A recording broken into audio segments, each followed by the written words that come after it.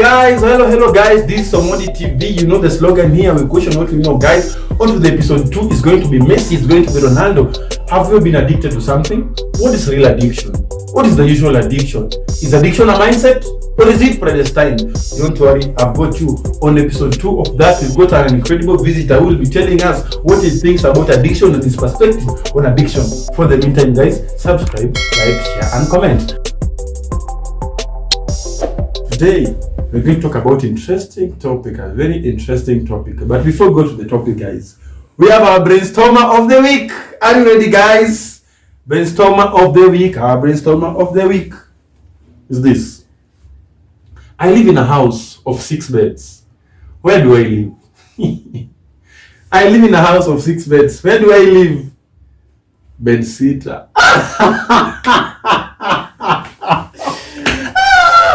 Here you are, Peter. So guys, much stories aside. So today, guys, we have a very interesting topic. Our topic of the day is addiction a mindset or is it predestined? Is addiction a mindset or is it predestined? You know, at Omoni TV, we rethink, debate and learn. And we also question what you know. So we are going to question what we know about addiction. When you hear of addiction, what do you understand by addiction? And when I talk of addiction, I know what comes into most of the people's minds is drugs. No. Today we are going to look at addiction in a broader aspect. We are going to look at addiction in a bigger picture.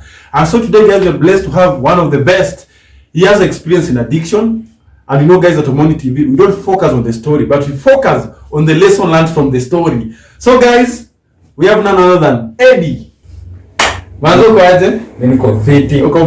happy to be here. I've been longing to be kwa hiyo Omoni TV.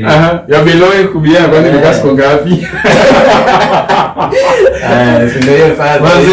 Eddie is our first visitor, manze, a very great friend. And so today he has experience in addiction. He's going to tell us his experience, what he thinks. He has a very different perspective on addiction. So guys, those questions that you have, you can still bring them on the comment section there. I'll be taking them one by one and I'll be answering them. So today, guys, without wasting much time, so Eddie, what is real addiction and what is addiction? How do you understand addiction? Because when you have addiction, what comes into people's minds is drugs. But as per my own understanding, a person can be addicted to either sex, drugs, porn, movies, even your car, your job. How do you understand addiction? Is there a difference between addiction and is there a real addiction? How do you see it?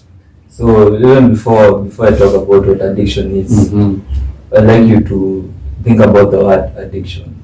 When you hear the word addiction, there is something that comes into your mind. And what is that?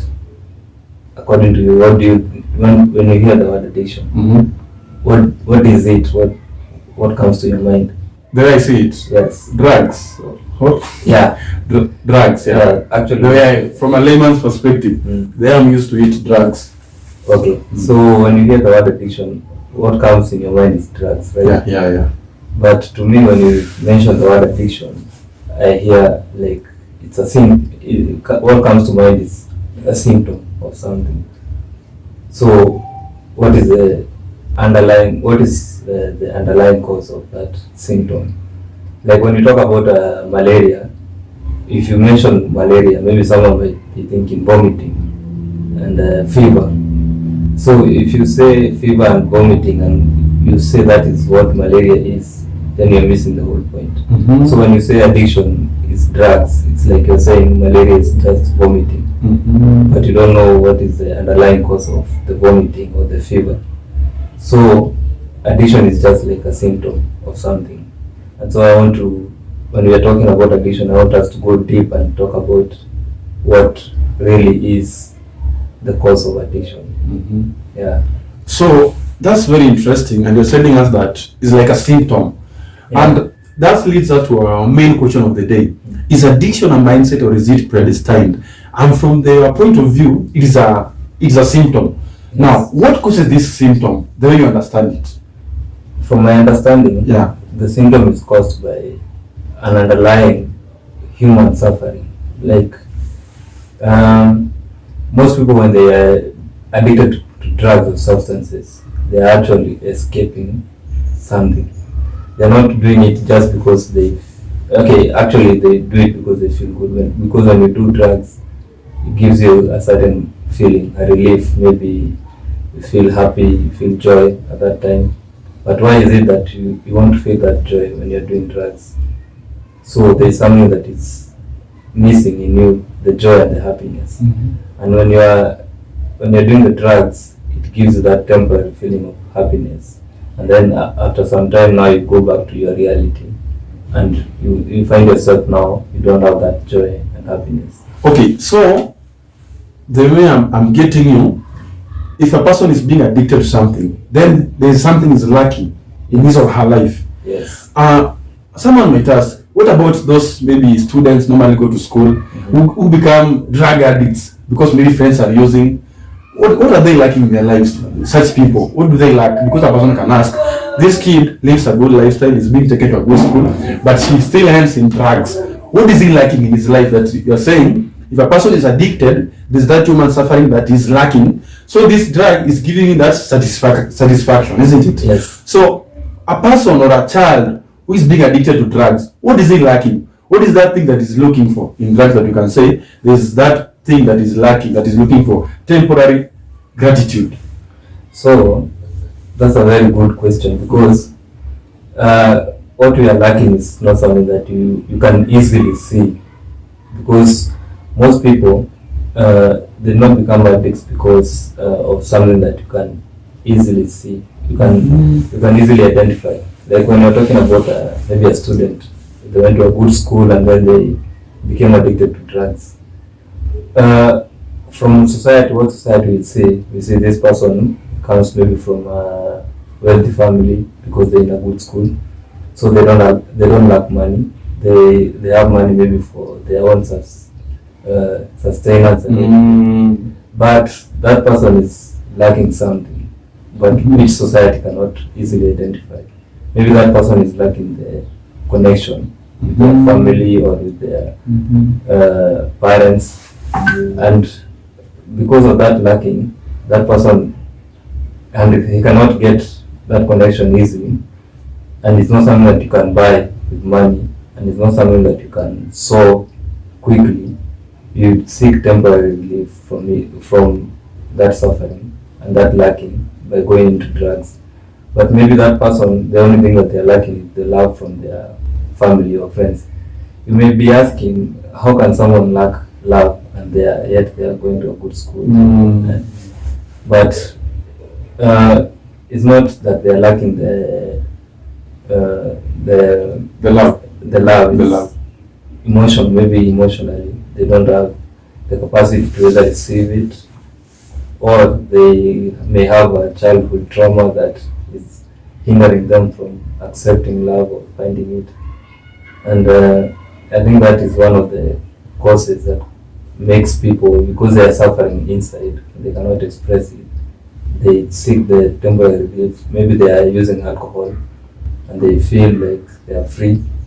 Maybe they when you are drunk, how you normally feel confident, all that.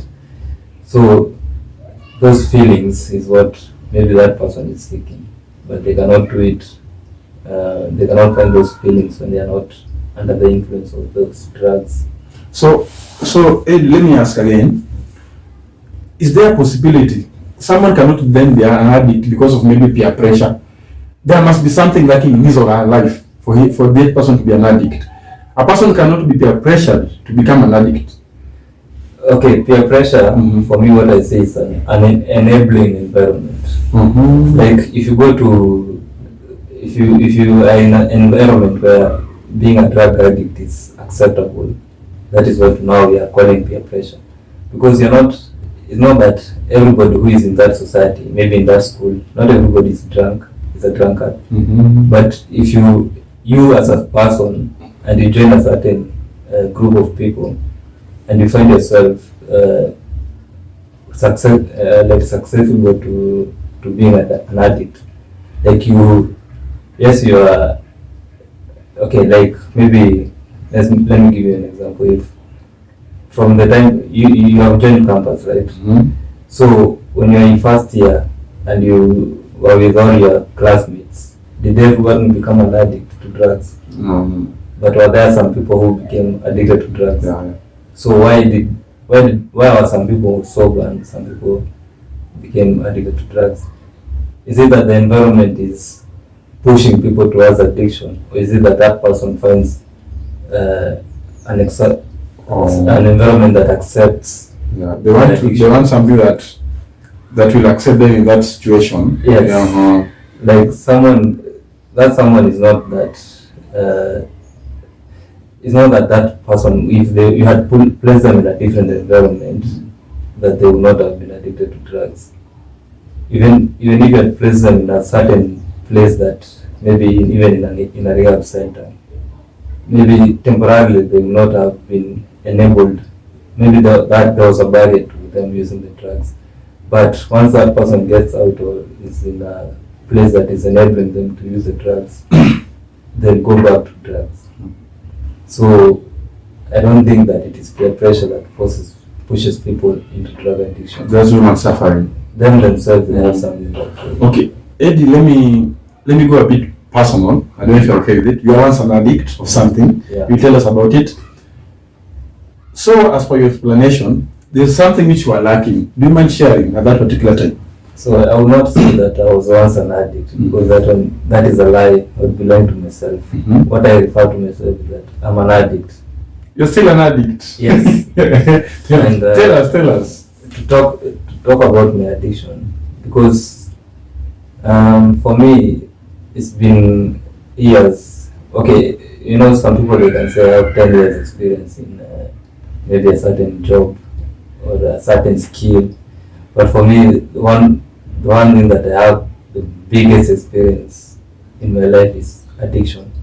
Because okay, from society's point of view, an addict is someone who is probably a nuisance to society. Mm-hmm. Like if you go outside and you see someone who is drunk in the morning, you'd say this person is an addict. And then the same person who is saying this person is an addict usually gets drunk every Saturday. Or every Friday they normally go out and they drink with their friends, and it's a habit that they do every Saturday. But that same person, when he sees someone else drunk in the morning, on a Monday morning, he says, this person is an addict, I'm not an addict. So me calling myself an addict is because I know there are things that I'm compelled every now and then to be doing, even though it is not my own choice. So something funny that people normally do is that they blame the addict. They say, this campaign about saying no to drugs. Mm-hmm. So they put it's just a simple choice. Just say no to drugs. If you are doing some drugs, just say no to drugs. They put it that it's just a choice that you can make. And so addiction is not a choice. It's not something that you can just say. Not really. Just simple like that. It's not as simple as saying no to drugs, or saying no to gambling, or saying no to sex, or anything that you are compelled by, because it is a compulsion, and a compulsion is something that is not under your own control. It is something beyond your control. And so when you see someone who is drunk in the morning, on a Monday morning, that person did not make that choice. Yeah. Sure. That person did not just wake up in the morning and say, today I want to be a drunk fool and make my life miserable and be ridiculed all over by everyone. That person is compelled to do so.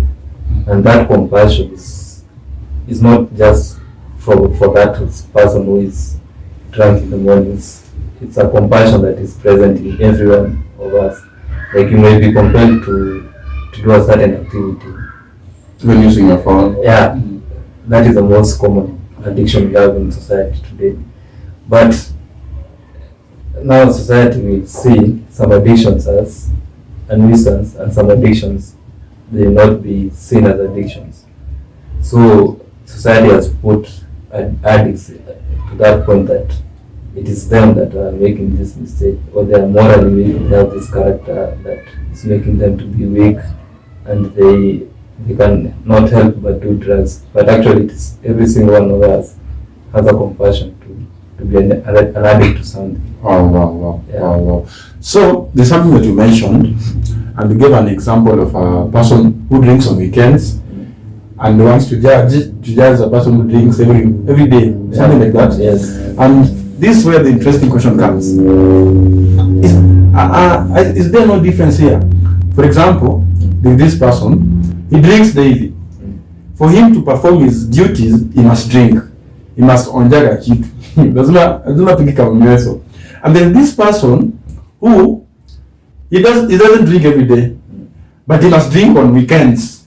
Let's say on Saturday. Sato mpaka akunywe. Lakini kuna mwenye weekdays, mpaka not weekdays, weekdays I mean, mpaka aonje kitu ndio afanye kazi.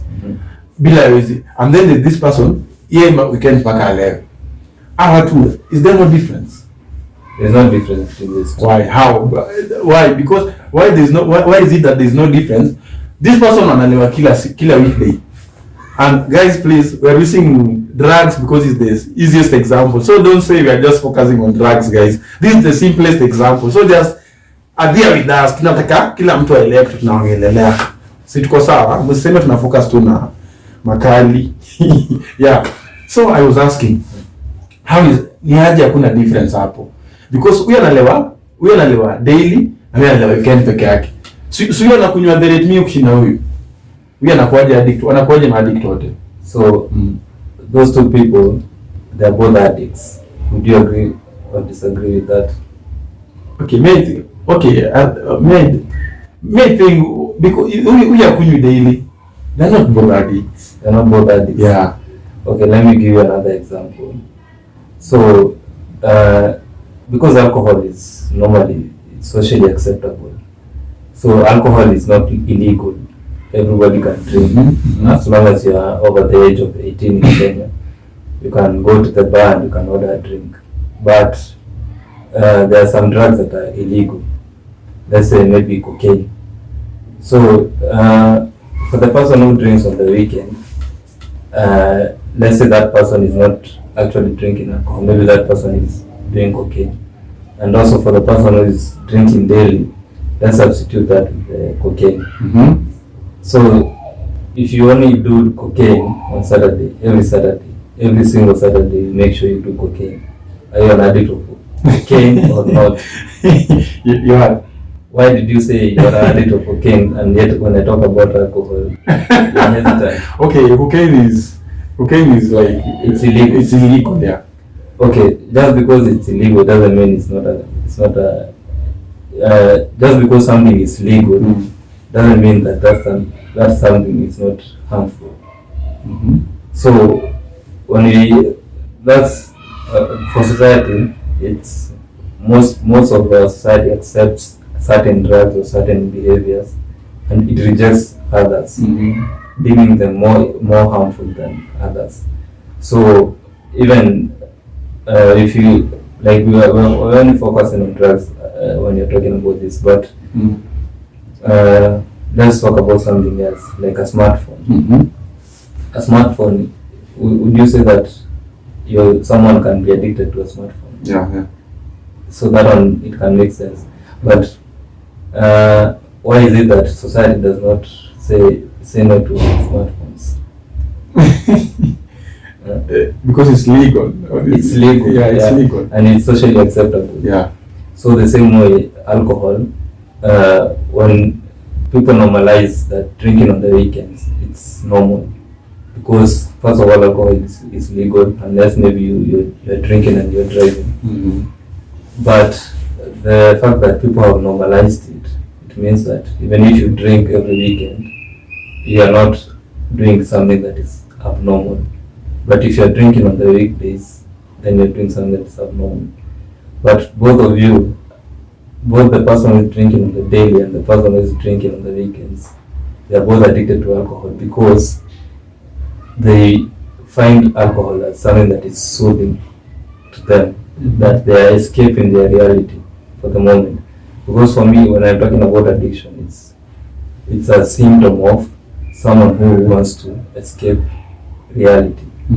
So the person is actually an addict because they find a substance or a behavior that helps them escape reality temporarily. They want to feel good, better to run away from that reality. Yeah. So the person who is drinking daily is escaping that reality daily. And the person who is drinking on the weekends is escaping it on the weekends. But again, Eddie, there are those people, they just want to drink to feel good. So, Exactly. yeah, he's like, it's been a busy week, it's been a tiresome week. Yeah. Let me go and feel good. What reality is he escaping away from? Maybe that person has some unresolved traumas in them. Okay, because when I talk about trauma, I don't mean trauma can be like when I tell you the worst thing that has happened to you is the worst thing that has happened to you, despite it being something different from another person. Like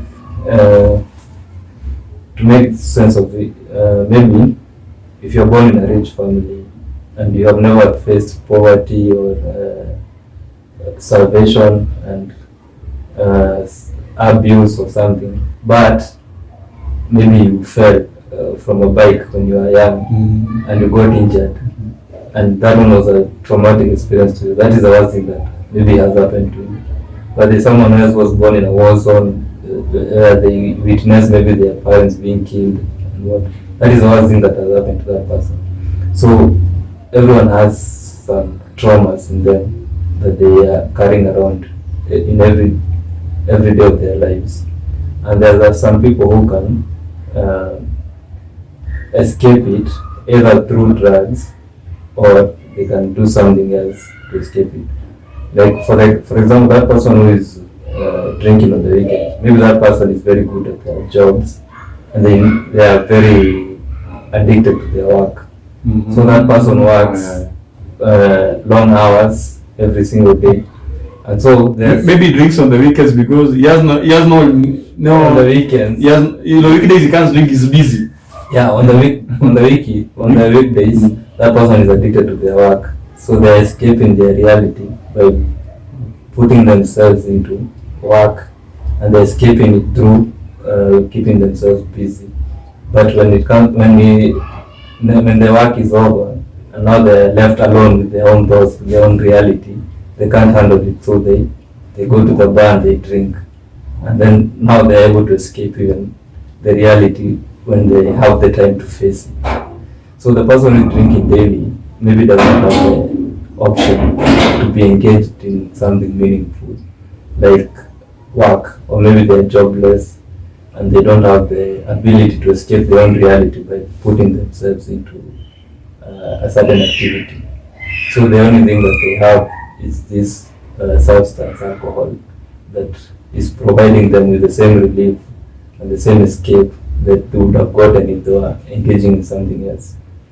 Because scientifically, when scientists talk about addiction, and they normally focus on the brain, the dopamine system. Like addiction is something that a substance that you're using, maybe like cigarettes or alcohol, it acts on the dopamine system, like it activates that part of your brain that makes you feel good after accomplishing something. And so when you are addicted to work, you can be working and then your dopamine system is activated by the work that you're doing, and so you're addicted to that work or to that career or something. And when you don't have that, then you fall back into another shortcut that you play with your dopamine system. So it can be that you are addicted to both your work and to alcohol, and you may not even realize it, and unless now you find yourself in a position where you are doing something harmful that may have an impact on you. Quite interesting. Yeah. So when talking of addiction, most of the people, or even us, the way you're just giving examples, we focus on the negative things of addiction. So is there a chance that a person can be addicted in a positive way in something? For example, I can say I'm addicted to this art, I'm addicted to a particular thing.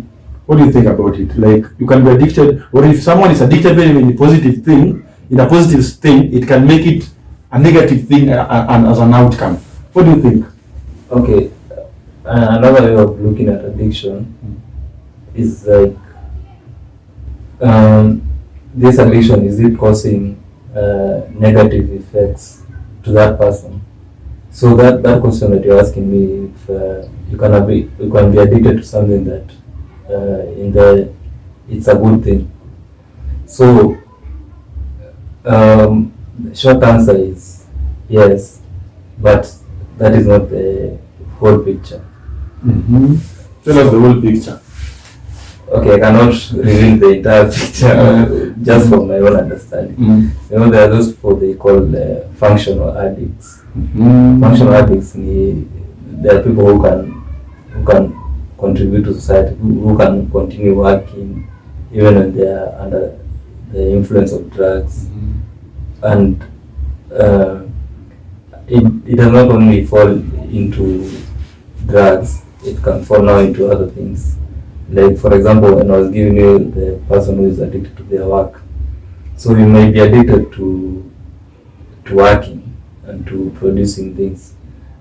So society will see this as a good addiction because this person maybe is producing some good work, or is helping society, or is generating wealth and this. But what is the negative effect of that? Maybe this person is neglecting all their family.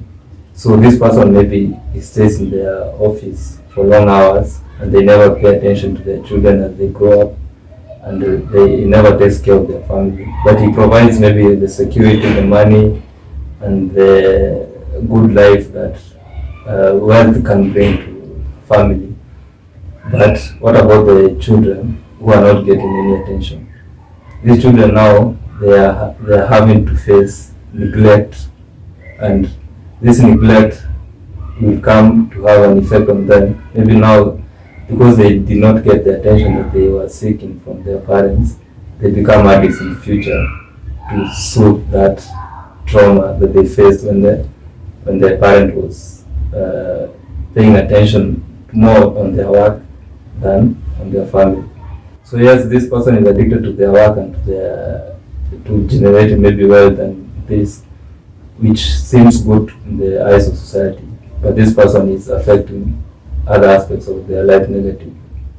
So yes, addiction, there can be some good addictions to the society, but how about personally? What kind of life is this person living? Is this person successful and happy, or just successful in terms of money, but there's no true happiness around them because of their addiction? So yeah, that's something you can. Wow. So it might be positive, but we focus on the outcome, the whole outcome of it. The whole outcome, not just the short outcome. You can be addicted to something that may seem good, positive, but there's a longer effects, like long-term effects that negative. Yes. Oh wow. So anyway, let me ask you now. Let me go to our approach on addiction, and by this, let me use an example on drugs. The approach, for example, we normally see if a person is an addict, most of the time is taken to rehab. In most cases, we have seen, we normally see them day to day in the internet, on the TVs. The rehab normally don't work for every person. What do you think about this? Is it the best way to approach addiction? And if not, what is the best way to approach addiction? And first, before you answer that, is addiction treatable? Is it something that can be cured? So when you're asking about if addiction is curable, you have the assumption that addiction is a disease. But addiction is not necessarily a disease, it's a symptom, as I was saying. So, for example, I can give you an example of malaria. When you go to the hospital because you have malaria, and then you go to the doctor and tell them I have fever, I'm vomiting, I don't have appetite, all these are symptoms. So if the doctor decides just to treat the symptoms, you have fever, so he gives you fever medication. You are vomiting, so it gives you maybe pills that prevent you from vomiting. And that person is not treating the disease, he's treating the symptoms. And the person will not be healed from malaria. What the doctor needs to do is investigate, dig deeper, maybe send you to the lab, you have a lab test, and then when the results come out, they find that you have this plasmodium parasite inside your blood, and that is the cause of the malaria. And so they give you medication to treat the malaria, the parasite, instead of treating the symptoms. So when you're asking about whether addiction is treated, it cannot be treated because it is a symptom. What can be treated now is the cause of the addiction. And for me, I think the cause of addiction is traumas. Like everyone has this trauma in them, and this emptiness that they are trying to fill by being addicted to something, to some substance or to something, and that is what needs to be treated. So what I've experienced personally, I've gone to back in the days, I used to be addicted to a certain substance, and I was taken for professional counseling, and the counselor was mainly interested on the addiction, and they were asking questions based on how can you stop this addiction, and they were giving me like how to go about to saying no to drugs and to being clean, but they were not really talking about what is causing this addiction. They never sat me down and asked me what is it that is bothering you, that is making you escape into this to a substance. And so people, when they go to rehab, they maybe more or less they encounter the same kind of treatment. They are treated as someone who is either morally weak, or they don't have a strong character, they don't have the willpower to say no, or they have made a choice to become addicted to this substance, and they need deterrent. Like in our society, we have put such deterrent as if you are found with an illegal substance, you can go to prison, and so that one is supposed to deter you from doing the substance. That's why they are made illegal, because maybe the government or society believes that if you put a strong enough deterrent, like prison or punishment or a certain suffering, that this person will not use the drugs. But that is the same thing as if I go to hospital and I have malaria, and the doctor now starts threatening me that if you don't sleep under a mosquito net, you'll go to jail. If you don't do this and that to avoid getting malaria, then instead of treating the malaria, they're threatening you with certain negative outcomes. And that is the same thing that when people who are addicted to substances, they're treated like that. They're treated like they need to be punished and they need to be stopped from doing the drugs. But nobody is really looking at this person. What is making this person do drugs? The suffering. They're not dealing with the suffering. Actually, they're increasing the suffering. So if I got caught maybe doing a certain drug and it is illegal, and I go to jail and I face more trauma in jail, and when I come out, how am I now supposed to say no to drugs if that drug was the one that was helping me cope with the traumas and the suffering in my life? Because now I've gone even through more suffering and I've come out, maybe went to rehab and used to be punished, and I don't know what normally happens in a real rehab, but I've never seen someone who's coming out of a rehab and then they're completely now changed their life, they're not using drugs. Maybe it may happen to a few people, but if they met the real treatment, maybe if they went to a rehab and the issue that was solved was not the drug addiction, but the trauma that this person had endured. Like if you take someone from the streets and you put them in a in a cage and you tell them that you need to stop using drugs, but you don't really help them. So why was this person first of all in the street, and what kind of suffering has this person ever undergone that has made them to use the drugs? You only treat the symptoms. You tell this person you need to stop doing these drugs, and then you punish them, you deter them, but you don't solve the trauma. This person never stopped using drugs. So rehabs, sometimes if they succeed, it's because they solve the trauma. But if they fail, it's because they only focus on the addiction, the symptoms, and they never really went deep into understanding what was the cause of the addiction. Wow. So, this professional counselor that you had, did she or he help you? Were you helped by this counseling? It was only a temporary relief because, yes, I felt the threat, like when they were talking about what can happen to me if I continue doing the drugs.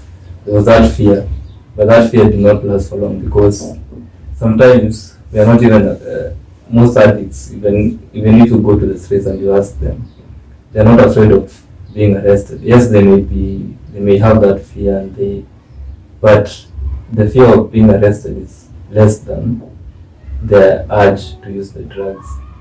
Maybe even the fear of overdosing. When you do some drugs like heroin, you can overdose and you can die. But heroin addicts, some of them, they are not even afraid of that overdose. They would rather feel that euphoria when they are on drugs than fear what will happen, the consequences of them using the drugs. They may even lose their homes, their lives, and everything. But as long as they have that relief, then they will not stop doing the drugs. So it was a temporary relief. It was just like something that would deter me for a short time, and then afterwards, when the deterrent was over in my mind, I'll just continue because. So Eddie, how do you then salvage yourself from this? Because when talking of this thing and the reason why I chose addiction, you have given us a very different perspective the way people normally view addiction, and even me personally, I'm learning. They have been viewing it, and it's something that most of the people have been suffering from. And you are telling us to focus on the main disease, not the addiction itself, but the reason why this person is being addicted. So how did you salvage yourself? And even if not fully now, how are you salvaging and trying to manage yourself there? Because there are some of the people who like to hear that information. How can someone overcome it then? If, for example, let's say you don't find the right counselor like you, how do you then salvage yourself from it? So it's not a matter of salvaging yourself, because the biggest problem that our society is having is we believe that you can do it yourself. So most people, they are told, believe in yourself, trust yourself, and for drugs they say that if you have the will, like if you have the willpower to resist the drugs, then you can save yourself from it. But the solution is not just coming from yourself. The solution is how you are connecting with other people. Because, okay, this one is, I have to go back a bit deeper, because if you look at a common person, someone who is perceived as an addict, the common person can see this person is an addict. This person is normally an isolated person. Someone who is alone, maybe they have lost their family, they are on the streets, they don't have friends. So this person is normally alone and they are isolated from society. They are not connected with anyone. How do you expect this person who is now completely isolated to salvage themselves? How can they save themselves? So it is almost impossible unless this person now receives love and acceptance and is integrated into society, and they have a loving family and what not, such kind of stuff. Then this person can be able to be distracted from their addiction, and now they can start focusing on connection. So there was a story I heard about someone who took heroin for the first time, and they were saying that when they took heroin, it was like they were being embraced, they were feeling a hug maybe from their mother, and this speaks about what this person was craving.